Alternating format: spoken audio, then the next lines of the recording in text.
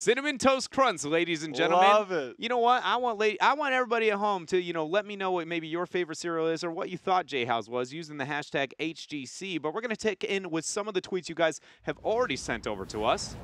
Look at this. Congrats, Wade Penfold. You finally went through your growth spurt. Yeah, thank you for that one. I'm Mommy Wow. I'm a big kid now, Mantis. Thank you very much for that. For a second there, I thought it was another cereal quote, then I realized it was a diaper quote. Moon Prayer, the real prank here is that J-How is actually sitting on the floor and not on a chair. Can't fool me, though. I mean, he's There's right. a level of sadness that just hit me that he actually knows that. Yeah, that Moon is, honestly, you can't get anything past Moon. Have you seen those infographics? Oh, yeah. Those are pretty. They're good. They're good, baby. You know what? We're going to fill out those infographics a little bit more as we take a look at the battleground for the second game. Where are we going? First pick is selected for No Tomorrow. After that loss, Tempo Storm going to take us to Towers of Doom. Towers and Dragonshire sit at some of the highest priority for Tempo Storm, but it does sit among some of the higher priority we've seen from No Tomorrow recently, so a bit more, kind of home turf here for No Tomorrow. I feel like there's a lot that goes into the drafts and what we've seen so far of No Tomorrow that lends the favor over towards Tempo, especially in control in the early skirmishes. One thing that I kind of thought maybe we would see, Infernal Shrines, a favorite of both teams, and it's also one of the maps where I see No Tomorrow in that older playstyle have more of their success, but that also is Tempo's best map, or one of their best maps outside of Dragonshire. So I wondered if we would go there, but Towers, I think, definitely to Tempo's favor as well. I don't know what I want to see from No Tomorrow at this point outside of some aggression. Just get a little crazy with it. You bring the battle is all we ask here. That's actually been one of the best things to do against Tempo, especially when they were running that old Deathball comp, was just like, look, fight fire with fire. Just, okay, we'll throw down. We'll take our chances in this big 5-on-5 skirmish. But you let Tempo get any bit of control, it's just way too difficult. Maybe the Dahaka is an area they could look for that on the side lane, something Tempo Storm has been hinging to, not only on Dragonshire the last game, just in general. They have higher Dahaka priority than the rest of North America, and Towers of Doom. It's one you can get that strategy. That in mind, we are sitting with the adjustments of the Sappers, so not as much focus towards that bottom lane and kind of death ball conversion over the Sappers. That's something you and I were talking about, is just the simple fact that it's weird because it's not that prominent to where you're just like, oh, well, this, and this about the Sappers. But like, from yesterday's games, what I saw from EU earlier, it is very much felt in terms of that bot lane control, which at times could be overly oppressive for a lot of people. A lot of metas, too. Essentially draft styles opened up huge now that we see this change coming. Method even went the Abathur full melee comp earlier because generally if you go that style, you lose the bot lane, all of a sudden you're like, look, I'm never retaking that because I have no range damage. But even then, as you said, opening up those drafts, it definitely does change a large part of this battleground, especially if you do want to fight early game and not worry about getting a little bit behind and not having that comeback potential. Still going to see the Genji first pick here for No Tomorrow. One of the, two teams still here. These are the two teams in North America at that high of a Genji priority. Almost everybody else is kind of, honestly, we see most drafts where he doesn't even get picked, really. Yeah. Except between these two. It's not like his win rate is anything that's to write home about. Yeah. It's funny because as much as he gets played, it continues to fall and fall and fall. And he's sitting somewhere, coming into this weekend, it was something like 41% win rate, which for ranged assassins is not good. Very low. It's not good. And the other thing is, he also had the single lowest first pick win percentage of any hero. Even worse than Tyrael, and that's saying something. Yeah, Tyrael's actually going up. It's really weird. Tyrael's somewhere sitting, I think I checked this morning, about 36% in terms of first pick. It was 32%. Yeah. So this weekend, a little bit more success over the past 2 weekends. Genji, however, still sitting around that 31-32%. Hanzo Uther for Tempo Storm. The Hanzo doesn't surprise me. I'm not even surprised with the Uther. I just want to say that this is, look at how frequently this is happening. I'm telling you, Tempo Storm, they're on something here. Whether or not, I don't know whether or not I back it all the way, but to the fact that they even have a different thought process than the rest, and again, on that same kind of idea of like, it feels like they haven't been fully tested so far, it's just like, I want to see where they end up landing, because I would be willing to argue, though I don't think they totally nailed it. I think they identified some of the, gameplay changes and adjusted their play around that to cater to that, new meta of the Western Clash. I feel like they were still a bit off the mark, but for the most part, they were the closest to identifying that, and I feel like this is kind of hinging on what is that next evolution. Well, you're talking about the early identification. When this team first formed just under 2 years ago in July of 2016, before we got our league season started, June was one of the only people at the events that we had back in the day. Brightwing, right? Playing Uther. I remember there was even. Oh, you're right. Yeah. Even we actually had Garden of Terror was like in the map rotation at the time. Wait, what's that map? It's the one with the big plant that slaps Oh, things. the plant one. Okay. But I remember we were talking about that 2 years ago. I think it was like maybe PAX at the time or the event right before that. And I remember thinking like, man, I don't know what he's doing picking this Uther. But then he comes out, has the least deaths of anybody, comes out and you're like, and that was when June first came into the pro scene. It's like, who is this guy? Why is he picking Uther? Because Uther was not in the meta at the time, and he was just dominating with that. He was just making plays you didn't expect. So they identified it early then. Maybe they're onto something now. I definitely think I will say I am confident they're onto something with the idea that Uther is relevant in the meta and should be of, kind of different value some of the rest. I think a lot of it hinges on their priority into the Genji. I talked about that a little bit in week number 1 of part 2, about how the Genji priority changes Tyrael and Maiev also when she was sitting at the 9 vault, which we're at the 12 vault already. It changed a lot of the dynamic between those two to where double invuln should get higher in priority. I think it's a little bit lower now, but Tempo still keeping it at the top of theirs. Interesting selection with the Anu Barak. Haven't even touched up on that. And also Abathur Garrosh banned out. This is one of those rare moments, Dread, where I'd be more than okay if we get a Fantassadar here. Just kind of go into Redemption build at level 1, get that big armor, or the armor reduction at level 7. Anubrak already has a small health pool, and I've seen this in the past when Anubrak was kind of popular in the early part of this year. People were using that at level 7, just taking away. He has a smaller health pool because he has built-in spell armor. You just auto-attack him to death, and they're strong auto-attacks, especially when you complete that Redemption. Fan, give that opportunity, maybe even complement that with a Diablo, because you know you're going to have some aggression. Maybe get a Force Wall into that. The minute Anubrak comes in, just counter that. You get Blaze, we get Tychus instead. No Tassadar today, unless we're getting, method level creativity here out of Tempo Storm. Blaze, Tychus, huh? I mean, it still gives you a so lot much of harder control. right up here. I just want you to know that. Like, really? I feel for you here. Tell me more. This part I definitely don't like about this new stance. Everything else is fine. You can even keep your hands in your pockets, and it's not socially acceptable because they can see your pockets. Like, think about it. That is a lot of power. But tell me more about this writing, maybe hand placement on dust. Everything else is. I don't need to endorse your I'm a snowflake because I'm a little bit taller than the remainder of the world. Look, if we could just raise the desk by like 3 inches, like I could actually stand like the rest of you. Instead, I feel isolated and alone. It's a terrible feeling. Miles above, cold air. I actually had to have them turn the heat on or the air on today to make it colder in here because it's actually hotter down here. Yeah. Change in elevation. It's just wild what you experience. Tracer Dahaka as the last two here for No Tomorrow. Okay, so that is your main sources of damage are Genji Tracer. Yeah. Which are really, really generally some of the weaker ones into a support like Uther. Just a bit. Unless you hit the isolation, then, I don't know, Tychus survives with the Tracer Genji really well too. Like, Hanzo's the only guy that I go, yeah, I need a D-shield. This last pick on the side of Temple, as long as it, in fact, is in the warrior role and it's a main warrior, I feel like it doesn't matter what it is. As long as it doesn't die, it's great. I mean, it could be literally any of them, and I feel like it's great. I would like to see, I feel like in this case, what do we have at the other side? And Nubarak, I go with more ETC. Okay.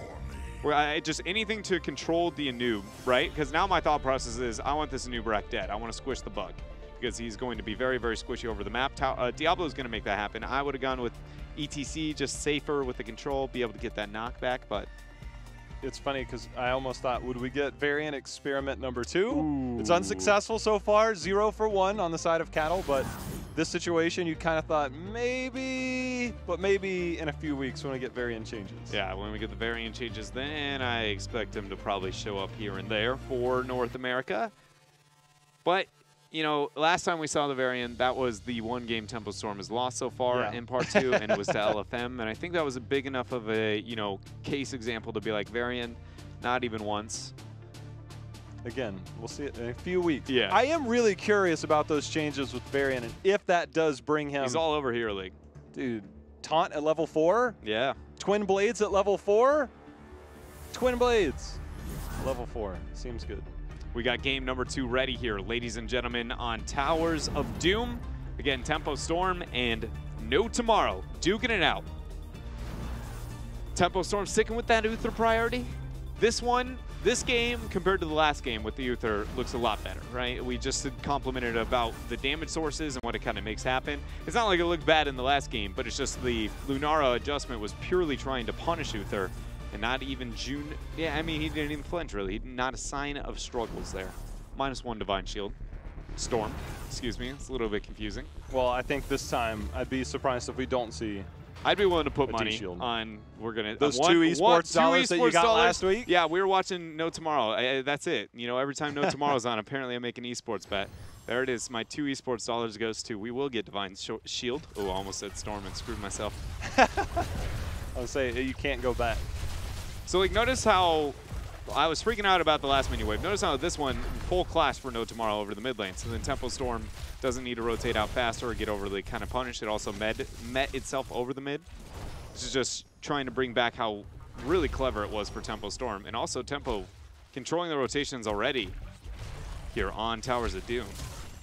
That stomp there by Cattle, just making sure he gets the dismount on basically everybody. I mean, it's just such an underrated thing. It's small, but it could have a large impact if you consider the long term of the game. So those are always fun to watch. I 100% agree with you. I mean, to give you guys, you know, kind of an idea, average viewer at home, wondering how big of an impact is that mount speed in those kind of rotations. We have a hero who is relevant in the meta that a majority of the time, his talent he takes at level 1 literally just gives him movement speed on his mount. That's on a pale horse on Malthael. Okay, look, I said earlier, I was like, I'd like to see No Tomorrow change it up, get aggressive with the Anubrak. Dude, they're coming out firing right now. Yeah, they're even going to draw Equinox. Do they land the drag? They do. No Impale follow-up. There it is. Burrow charge. Pulse bomb. Good night, Blaze. Glaurung is going to go down. No Tomorrow takes out that Sapper. And you are right. They are ablaze here. This is what any bit of success that they've had at any point this year, most of their wins have come with a Nubarak. That's just the way it is, right? And that was a lot of success that they found in Week 4, which was one of their most successful weekends and when they started the upset of Team Freedom. And it was just the aggression, the aggression, the aggression. You know, obviously Tempo Storm was prepared for that because Glaurung, you know, we've seen a lot of teams recognize that if Tahaka's on the other side, we need to move that Blaze down to be that backup safety net. But No Tomorrow had so much power there. They were able to get that first takedown, invade, and steal the camp. No Tomorrow's able to keep this up. It's going to be, you know, maybe a bit more of a competitive game than we gave credit. We also, I talked about it before, No Tomorrow feels more comfortable on towers than they did on the Dragon Shire. It's one of their map selections as well. So Tempo Storm, we're not going to see that same, you know, kind of maybe lopsidedness out of the match. 30 seconds out from the first altar phase, a global advantage over the side of No Tomorrow, so you can assume that they're going to want to be playing that double altar a little bit more offensively than Tempo. Just curious the positioning here, and maybe we'll see. I just want to know if we're going to see an interrupt on potentially the Tahaka up at the top right, but the early aggression again, and whether Tempo Storm is going to stand their ground, whether they're going to be able to, or whether No Tomorrow is going to bring it. We have another Pulse Bomb available for Shrite on that Tracer. You can see Genji hiding in the bush at the top left on the mini-map. Going to be joined by Tracer. They're going to see if they can take care of Glaurung here. Going to go in, drop a Pulse Bomb immediately. Nice use there of that Blink, and actually going to get the Brush Talk from Equinox. Not able to hit the drag over the wall. Nice attempt, though. Double Altar's already going to be picked up here as we see 36 to 36. They're still holding here. I mean, No Tomorrow is willing to give that up. I mean, good play there by Glaurung, but saw him. He's caught out. He's going to be taken down. Shrite manages to live with a tiny bit of health. But still, No Tomorrow does concede the top left altar, but they're still making their presence very much felt. This is only going to get more difficult as things kind of move on, as we see this success in the earlier stages. The Biggest advantage for Tempo Storm here is the fact that they're winning, at least when it comes to that core HP. You know, winning one altar phase over the opponents, it does buy a lot more time than you'd originally kind of expect, especially if you can maintain the scaling, you know, towards second altar phase and third altar phases. As long as it's a 4 deficit and then you can recover elsewhere in experience, you're going to be just fine.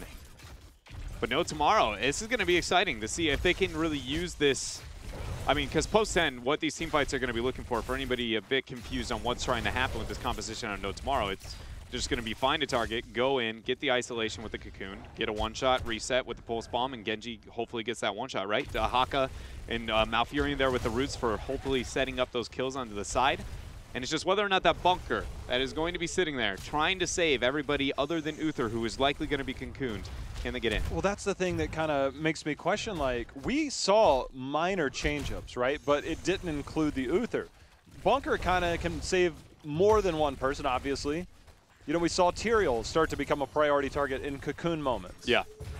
Will we potentially get a Cocoon onto Blaze to deny that bunker? That's what I'm curious about. But with Tychus on the other side, I mean, you don't have a lot of time. The Cocoon obviously is based on how many times it takes damage in terms of its longevity. And Tychus obviously has really fast attack speed. So, you know, you got whatever you do, you got to make it happen quick. No heroics yet, so yet to see the kind of Cocoon trade. Dahaka and Blaze are worried about the side lanes. Brochar goes in, there's the Impale, Pulse Bomb. Kato is going to be under pressure, going to use the Shadow Charge out, get the stun of the Casanova, but they give over the reset. Double, triple blink out from Jay Shrite is going to keep him up, and now he's going to start this channel. I am a little bit impressed. Again, post-level 10, I feel like this game is going to look so much different, especially with APOC, everything about this. And also one thing we have to bring up here. Hold up, Jin with the 2-man Impale, immediate follow-up coming out from Genji. June is going to give reset number 4, it feels like, over the past minute for Casa. Now almost a full level ahead for No Tomorrow. What can they make happen here with their 10s, with their heroics? They need to paint this map absolutely red. What I was going to say was, you know, the trade-off of the last pick, the Diablo versus the ETC I was kind of talking about before. One thing we have to keep in mind is that this is a Genji Tracer. You want point-and-click hard crowd control. Towers of Doom, one of the best Diablo maps when it comes to setting up Diablo to get those shadow charges out. When we're looking at that 13-16, he is going to bring that kind of hurt and that pain and make this team fight angle a lot more different. Hanzo and Tychus are both coming up, but so is Casanova on Genji. You can see the scatter arrow taking huge chunks of damage. Equinox is getting just, he's going to get slammed around a little bit. But at the same time, No Tomorrow took down that bottom bell tower. You said paint it red. They did just that. Yeah, they did end up getting that conversion over to their name, and it's going to be more profitable than Tempo Storm on the top half of the map. Just because Tempo not having the zappers behind it, not as much time as well. No Tomorrow has the opportunity to respond 5 seconds out. They have a brush shock if needed. Even Tracer flanking. Good job by Caterpillar anchoring. He knows that rotation is there and just matches it with a nice shadow charge. Bit of miscommunication coming out from Psalm there with that Dragon's Arrow. June's sitting on his heroic dread. There's no way he doesn't go D-shield, right? I mean, I think there's a world where you don't because you have Bunker and only because you have Bunker, but I would still say it's an insane risk. I think that's when Blaze would become a priority Cocoon target. Yeah, then Blaze actually outweighs it. Yeah, there's the Divine Shield. Yeah, it's one of those, man, I can see you making that argument, but it comes down to, again, the forgiveness and the kind of variables that have to align with your composition when you make that happen. Tempo, they end up getting those 3 shots as that bell tower, both bell towers on bottom, still controlled by No Tomorrow. No Tomorrow still without Jin for a long while. Glaurung just buying a little bit of time, making sure to zone out a little bit, getting the stun. No threat whatsoever. No Tomorrow now finds themselves down 32-6 in terms of core health. And Ubrak starting to make his way over. We might be seeing a little bit more aggression coming in as Equinox, he's walking in, gets on point, gets the tongue, but that's going to be a good cleanse there. See the D-shield as the bunker comes down as well. Yeah, but Divine Shield and Bunker getting sacked is not something you normally want, but getting that kill onto the Dahaka is going to be enough here for No Tomorrow, especially considering we didn't see the isolation even manage to go off. It's just they turned around and just put the damage in. Say goodnight Equinox. That's going to allow Tempo to back out, convert over to this bell tower, back into their name, restore the balance 4-4 on those shots. Post level 10, things looking a little bit different here. Kills We're 5-0 to start the game. Now we're looking at 3-5. No tomorrow. Obviously, a few of those came right before. You can see Shrite, he's going to get out of there. Casanova hanging out there, getting a little bit of poke damage in, but things starting to turn around here for Tempo. See if they can maybe take control of that bot lane. We do see we've got a single altar phase here next. It should be an even fight in terms of 13-13, and now this is Tempo Storm looking to potentially come in for the invade. Going to start it up. They are winning that race. There's a tick over to 13. No attempt to contest this for No Tomorrow. One altar is going to spawn over this next phase. No Tomorrow will have the 13s, though. Jen and team, they're going to try and hold on, but Cattle waiting in the wings there. Good roots put down by Tomster to make sure Cattle couldn't get too much more value. Jen gets back to safety. Sappers do move forward. Level 13 almost here for No Tomorrow. So They we see go in. Tahaka, he's coming in. Psalm goes down. That was a great job by Jay Shrite moving up. They even get the Cocoon. Isolation lands on the Cattle.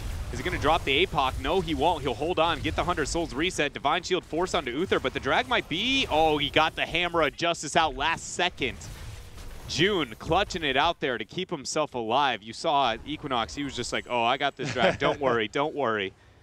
Well done here for Tempo Storm. But I was saying, Jay Shrite, that initiation, having the communication to get Equinox to come down with that brush stock, but more importantly, he started the prep on that fight way earlier than that with the double blink in, hitting him with the slap on that W and the pulse bomb prep. Right now, Tempo Storm trying to hold on to the bottom here. The stun, nice Nature's Cure there. A little bit of cleanse onto Casanova. Good play, heads up by Tomster.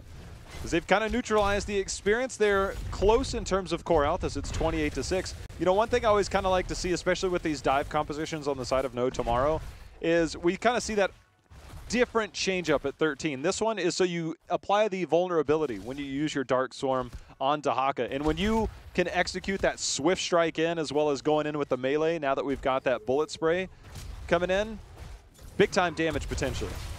Flip over, stun. Not enough to get the kill, but the Dragon Arrow locking it down. Malfurion trying to get in range for the heal. Won't be there in time. Actually went for the Moonfire first. Mid of misplay. Rue's going to be set down. Odin used reset one now over to Casanova. He's looking for a second onto Cattle. APOC goes in, but it's not going to matter as that drag hits onto June. 3-for-1 trade in favor of No Tomorrow. What is happening here, Dread? Like, No Tomorrow, you know, they started out 5 kills to 0. And all of a sudden, Tempo Storm came back, got 3 of their own. Now all of a sudden, we're looking at 10 kills to 4. I mean, despite all that, Tempo Storm does have the core health lead, but that could change drastically here over the next few minutes. A lot of it seems to be coming down to just Glorong on the Blaze and the rotations versus the Tahaka is not being able to match, or at least obviously beat him, but not prepping the wave enough beforehand, because Bunker is the deterrent, right? That is the saving tool. If Uther's not there, then the Bunker has to be there. June, majority of these fights has had to eventually Divine Shield himself or, you know, kind of rid his cooldowns onto somebody else in not optimal situations, but that's because of the forcing in the hand here from No Tomorrow. We got one Sapper to cross in that bottom lane. Tracer picks up the bottom one. No Tomorrow, they're going to try and buy a little bit of time. Still 15 seconds away from Tranquility. You can see Glaurung still continuing to get the poke over there on Blaze. But now Tempo Storm without 16, finding themselves down. They're going to go ahead and retreat, and all of a sudden No Tomorrow has themselves a lead here on Towers of Doom. They need to make sure, though, that they keep control over the bottom half of the map. But Tomorrow's kind of showing for a moment. Flip over and stun number 2 onto Jin. Dragon Arrow's not even necessary. Is this going to just be a bit of a victory dance flying across the map? Pre-16, that pathing's okay. Post-16, no not so much. pathing's okay. Welcome to Diablo. Well, we can see Tempo trying to reclaim control of this bot lane. Picking up the Sappers on the side of No Tomorrow. Should be able to get cleared up here, but they'll retreat back, try and clear out the minions on their side and neutralize this bot lane. Minions are going to match that bottom bell tower. They're going to convert it over during this time frame. How much can they make happen past this point? Anubarak will be back. A lot of rotations here from No Tomorrow towards the top half, as if they expect the full commitment towards that bottom bell tower and then a boss play. See if we get the bait here. See if Glaurung takes the bait. Glaurung, pathing coming in. Oh, baby. Jet Propulsion got interrupted, forces the cleanse and the bunker. Big play there from No Tomorrow. Equinox landing that. Doesn't end up getting that kill, but, I mean, 40 seconds out, that means what are we looking at? About 20, 15-second difference between that altar spawn and bunker. Yeah, because now what you can do is you can land that cocoon onto Uther and be aggressive and get that big blow up, that big pulse one. And there is no save now that the bunker's down. So No Tomorrow has to recognize that. If they're going to be aggressive, right now is the time if they want to try and take this fight. This is a big opportunity for them. Still 15 seconds out from the bunker. Hanzo's going to go ahead and start channel up the top left. Odin is used. Glorong, it gets the next interrupt. 10 seconds out from the bunker. Interrupt channel goes in. Genji gets a one-shot. Dragon's Arrow comes flying across. There's the APOC hitting 3 members of No Tomorrow until they are just obliterated. Psalm trying to get the track down onto Jay Shrite. He will be able to kind of, you know, squirm his way out of this. Well, we've got 2 bell towers about to be converted over. And then you look at the bottom. The bottom could easily change.